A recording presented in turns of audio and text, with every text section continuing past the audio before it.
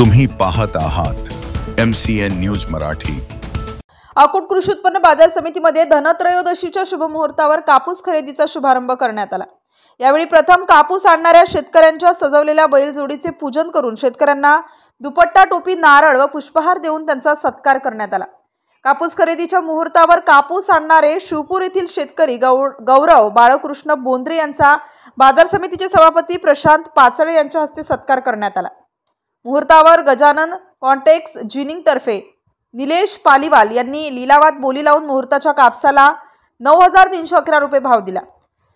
तसेच बाजार समितीचे उपबाजार चोट्टा बाजार येथे सुद्धा दुपारी 2 वाजता कापूस खरेदीचा शुभारंभ करण्यात आला। सदर खरेदी मुहूर्तावर कापूस आणणारे कुटासा येथील शेतकरी ज्ञानेश्वर उत्तमराव पिंपळे यांच्या कापसाला 9500 रुपये भाव देण्यात आला। यावेळी दीपक मैसने, अरुण सपकाळ, खैरखेड, गौरन झुने, गुलाम आरिफ, भास्कर गावंडे यांच्यासह उपस्थित मान्यवरांनी कापूस उत्पादक शेतकऱ्याचा सत्कार केला।